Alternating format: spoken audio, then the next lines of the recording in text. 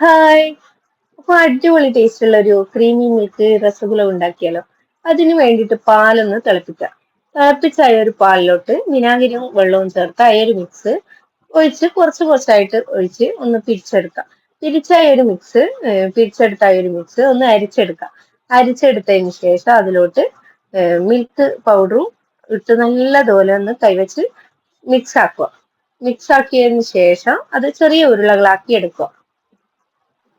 അപ്പൊ അത് കൈവച്ച് തന്നെ നല്ലതുപോലെ ആ ഒരു മാവ് കുഴച്ചെടുക്കണം. എന്നാലേ നല്ലതുപോലെ ഉരുളയായിട്ട് കിട്ടുകയുള്ളൂ. ഇനി പഞ്ചസാര പാനി റെഡിയാക്കി എടുക്കാം. അതിന് വേണ്ടിയിട്ട് കുറച്ച് വെള്ളത്തിൽ പഞ്ചസാര ഇട്ട് നല്ലതുപോലെ തിളപ്പിക്കാം. അതിനുശേഷം ഈ ഉരുള അതിലോട്ട് ഇട്ട് കൊടുത്ത് നല്ലതുപോലെ ഒന്ന് തിളപ്പിച്ചെടുക്കാം. ആ ഒരു പഞ്ചസാര ഒക്കെ പിടിക്കുന്ന രീതിയിൽ ഒന്ന് തിളപ്പിച്ചതിന് ശേഷം പാലൊന്ന് കുറുക്കിയെടുക്കാം.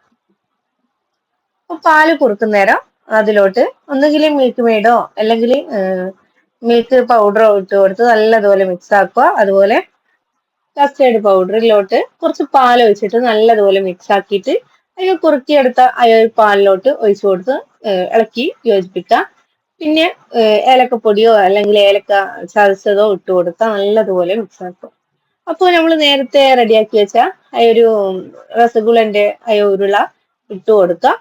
ഈ ഒരു മിക്സിലോട്ട് ഇട്ട് കൊടുത്ത് നമ്മളെ രസഗുള തണിഞ്ഞതിന് ശേഷം ഫ്രിഡ്ജിൽ വെച്ച് അടിപൊളി ടേസ്റ്റ് ആട്ടോ, നല്ല ടേസ്റ്റ് ഉണ്ട്.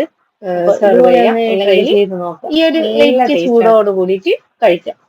നല്ല ടേസ്റ്റ് ആട്ടോ, നല്ല ഈ ഒരു ഐറ്റം കുട്ടികൾക്കെല്ലാം ഇഷ്ടപ്പെടുന്ന ഒരു ഐറ്റം ആട്ടോ. അപ്പോ ഒന്ന് എല്ലാവരും ഒന്ന് ട്രൈ ചെയ്ത് നോക്കണം. നല്ല അടിപൊളി ആ ഒരു ക്രീമെല്ലാം നല്ല അടിപൊളിയാട്ടോ, നല്ല ടേസ്റ്റ് ഉണ്ട്. അപ്പൊ ഗാർണിഷിന് വേണ്ടിയിട്ട് അണ്ടിപ്പരിപ്പും കിസ്മിസും അതുപോലെ ബാദമൊക്കെ ചെറുതായിട്ട് കട്ട് ചെയ്തിട്ട് ഇതിന്റെ മുകളിലോട്ട് ഇട്ട് കൊടുത്ത് സെർവ് ചെയ്യാം.